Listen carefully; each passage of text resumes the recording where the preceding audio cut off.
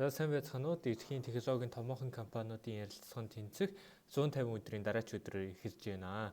За өнөөдөр бидний бодох бодлого ямар нэртэй бодлого вэ гэхээр generate parentheses гэдэг нэртэй бодлого байна. За энэ бодлого нь яах вэ гэхээр биднэрт n ширхэг одоо pairs of parentheses гэхээр одоо энэ бол нэг pair нусах нь байна те. Тэгэхээр n ширхэг ийм хоёр хаалт өгөх нь хоёр одоо хос хаалт гэх юм уу те. Хоёр хос хаалт өгөх нь тэгээд бид нар одоо тэр n ширхэг хаалтыг хэдин янзаар байрлуулж болох вэ гэдэг тэр бүх боломжийг хэдүүлээ нэг array дотор хийгээд хариугаа гаргах нэ.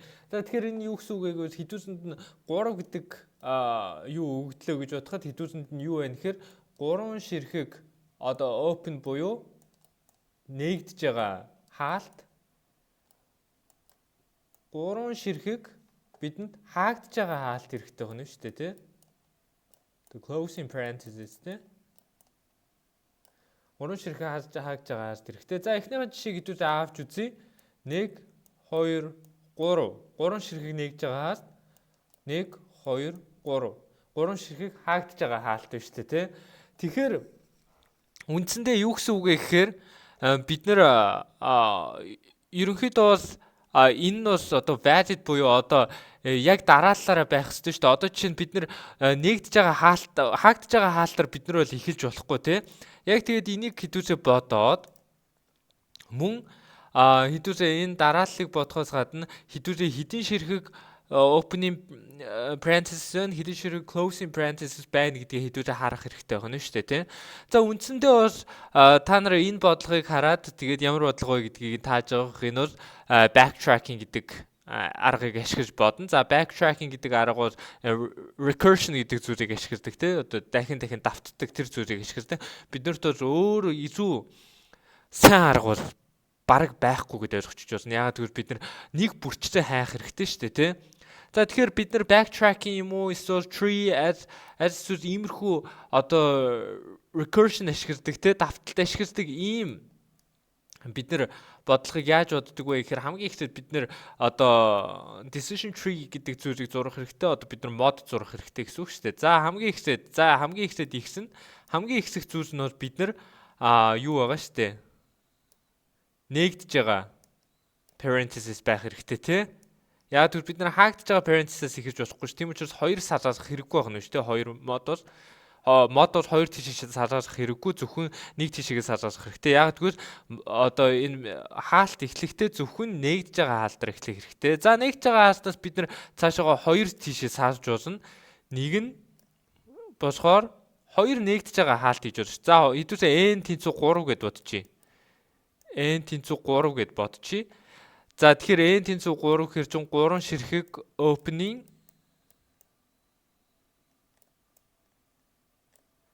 тэнгүүд 3 ширхэг хаагдж байгаа хэрэгтэй те closing. За мөн өөр condition хэдүүлсэнд нь юу байх юм бэ гэвэл үргэлж closing bracket-ийнхаа одоо энэ хаагдж байгаа хаалтынхаа тооноос opening bracket-ээр заавал илүү байх хэрэгтэй гэдэг хэдүүлээ тийм шаардлагыг заавал тавьж явах нь байна. Ийм шаардлагыг тавихгүй бол эн чинь хоёр тишээс салаачж болно шүү дээ. Яг тэр closing шууд ихсчиж болно шүү дээ. Тэгэхээр ийм шаардлагаар тавьж иж энэ бол valid юм а гэдгийг нь хэдүүлээ шалгах нь байна. За тэгэхээр хэдүүлээ бичиж. За ийшээгээ юу яахтаа бол хэдүүлээ зөвхөн нэгдэж байгаа хаалтаар хий. Яа хоёр ширхэг байгаа учраас 3 ширхгээс бага байна. За мөн хэдүүлээ ийм зүйлийг хийж болно. За дараа нь одоо дахиад модоо үргэлж зүйлье. За энэ дээр дахиад хэдүүлээ 2 ширхэг сонгож байгаа шүү дээ. Нэг бол 3 ширхэг opening bracket энэ дээр бичиж болно.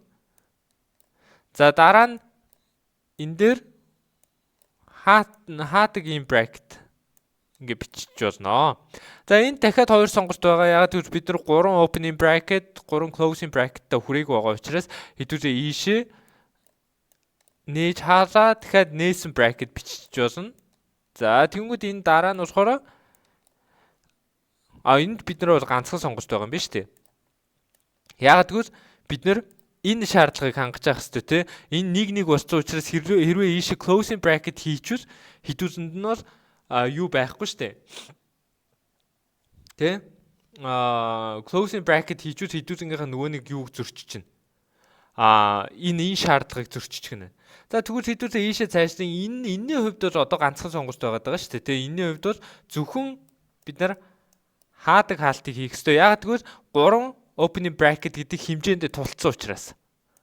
За хідүүзээ ингээд цаашаагаа хийжээ. Мөн энэ дээр бол 2 сонголт байгаа тийм. Энэ дээр бол бид нар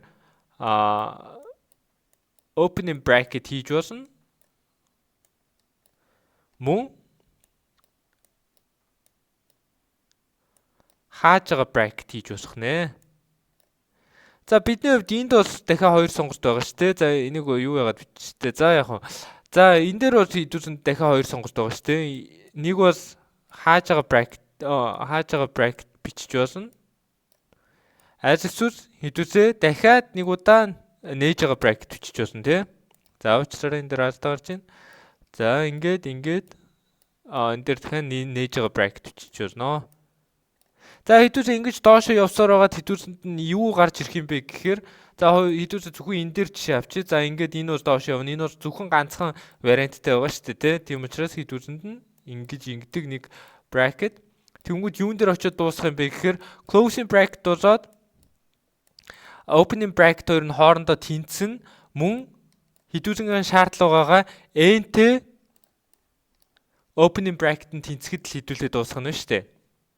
Тэгээ хідүүсээ эндээс харъя. Opening bracket нь энд хэдийн ширэхгүй 3 ширэхгүй хідүүсийнх нь n нь 3 ширэхгүй байгаа тий.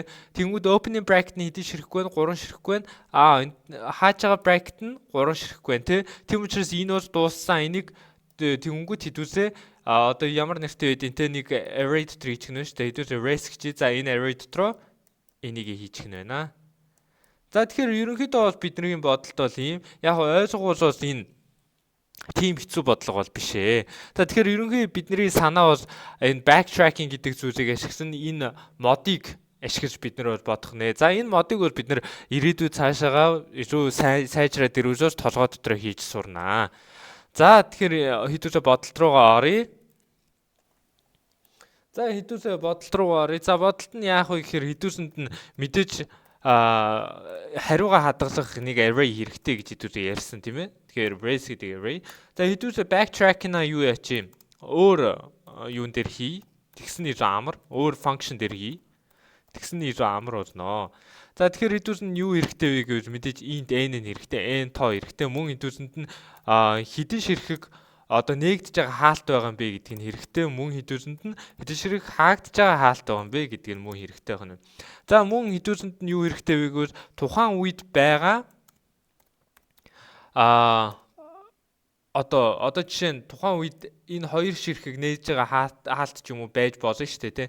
Тэр тухайн үед байх тэр string хідүүсэнд хэрэгтэй байна. За тэнгүүд хідүүсээ дараа нь хамгийн чухал нь мэдээж юугаа хадгалах хэрэгтэй тийм ээ. Хариугаа хадгалах хэрэгтэй. Одоо нийт олсон энийг хадгалах хэрэгтэй гэсэн үг шүү дээ. Энэ current нь нөгөө нэг ягаа за хідүүсээ одоо юу байхтай үзэн дээ. За тэнгүүд хідүүсээ backtrack-на дуудчихна.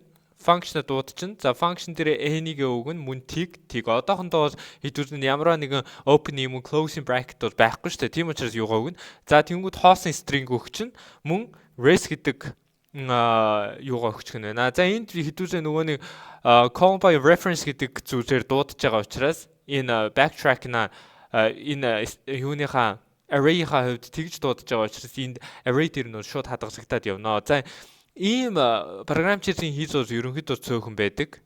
Одоо жишээ нь Python бол ийм зүйл бол байхгүй. За Java байхгүй. Ерөнхийдөө бол миний мэддэг хэснүүдээс бол зөвхөн C++ байдаг. За миний сонссноор racket гэдэг хэсэн дээр бол call by value гэдэг ийм зүйл бол байдаг. За тэнгүүт хідүүсээ шууд return race хийж болно шүү дээ. Яг тэр хідүүсээ backtracking дотор бүх зүйлээ хийх гэж байгаа учраас. За тэгэхээр хідүүсэнгийнх нь хувьд бол backtracking юун дээр ирж дуусах юм бэ гэвэл тухайн одоо модны төгсгөл нь юу юм бэ гэвэл хідүүсээ n нь open end-тэй тэнцэх мөн closed n нь open end-тэй тэнцэхэд хідүүсээ дуусгах хэрэгтэй тийм. За тэгэхээр яаж дуусгах юм бэ гэвэл хідүүсээ race дээр pushback гэж оруулж өгнө. За юуг pushback гэж оруулж өгөх вэ гэвэл cur буюу одоо байгаа хэдүүзээ string-гээ оруулаад өгч штэ нөгөө хаалтныхаа combination-уудыг те. Тэгээд энийг дуусгахын тулд хэдүүзээ return гэдэг түшхүр үгийг ашиглаж байна. За хэдүүзээ ямар нэгэн буцаах утга энд байхгүй байгаа учраас зүгээр return гэдэг түшхүр үгийг ашиглаж байна. За дараа нь хэдүүзээ яах вэ гэвэл нөгөө нэг opening bracket оруулж өгнө шүү дээ. Хэрвээ n-ээс бага байх үед гэдгээр оруулж өгнө тий. Тэнгүү дахиад backtrack-на дуудаж байгаа шалтгаан нь хамгийн ихтэй хэдүүсээ энийг хийж ийн гэсэн үг шүү дээ. Энийг хийж ийн гэсэн үг. За энийг бүр цаашлуулсад юу гэж бодож болох юм бэ гэвэл depth first search-ийн утга санааг ашиглаж байгаа. Тийм учраас хамгийн гүнд нь уртл буюу хамгийн одоо боломжит одоо юуг нь оруулаад өгч чинь гэсэн үг хамгийн ихсэд. Opening bracket-уудыг нь оруулаад өгч чинь гэж ойлгож усах нь байна. Тийм учраас хэдүүл n бол хэвээрээ байна. Тийм учраас n дээр одоо хэдүүл opening bracket нэмэх гэж байгаа учраас open n гэдэг дээрээ хэдүүл нэгийг нэмчих чинь. За closed n бол яг хэвээрээ үлдэн шүү дээ. Яг хэдүүл closed n дээр ямар нэгэн зүйл нэмэх гээд байгаа зүйлс бол биш. Тэнгүүд cur дээр хэдүүл юу нэмэх хэрэгтэй вэ гэвэл opening bracket нэмэх хэрэгтэй шүү дээ, тий. За тэнгүүд race бол хэвээрээ байна. Хэвээрээ явуулж чинь. За тэнгүүд дараа нь дахиад хэдүүсэнд юу хэрэгтэй вэ гэвэл closed n хэрэгтэй. Closed n нь open n хүртэл юу яана? Нэмэгдэж орно. За тэнгүүд дахиад хэдүүсээ backtrack-на дуудчихна. За backtrack-ыг дуудаж байгаа шалтгаан нь мөн л яг нөгөө depth first search-ийн утга санааг ашиглаж байна гэж ойлгож болох нь. За нөгөө талаасаа бид нар backtrack-ийг мэдээж ашиглаж байгаа. За open n юу яасан? За дараа нь closed n-ийг нэмлээ. За тэнгүүд current дээр хаалтаа нэмлээ. За race-ийг дуудлаа. За ерөнхийдөө бол манай бодлого бол ийм байх нь. Бодлогын бичиглэл бол ерөнхийдөө бол амархан маш богинохон бодолтой байгаа. За гэтээ мэдээж энэ зүйлийг ойлгоно гэдэгт бол хугацаа орно. Бид нэр хамгийн түрүүнд тэр tree гэдэг зүйлийг ойлгох хэрэгтэй байна тий. Тэр модыг ойлгочвол хэдүүсийн хувьд бол энэ бодлого гайгүй. За хэдүүсээ бодлогоо шалгаад үзчихье. Зүв байна уу, буруу байна уу гэдгийг шалгаад үзчихье. Юу болох нь харъя. За бидний бодлогыг бол accept хийж авч чинь. За энэ бол байж болох бас хамгийн супер лаг бодолтууд энийг байна. За энийг өөрөөр бас бодож болно. Stacker бодож болно. Аль эсвэл зүгээр brute force буюу бүх зүйлээр нь ингэ яваад бодчих болно. За тэгээд алингаар нь бодох нь бол та бүгдийн шийдвэр миний хувьд бол энэгээр backtrack-нар бодсны амар байдаг. За тэгэхээр өнөөдрийн бодлоготой хамт байсан та бүгдтэй баярлалаа. Өнөөдрийн бодлого таалагдсан байх гэж найдаж байна.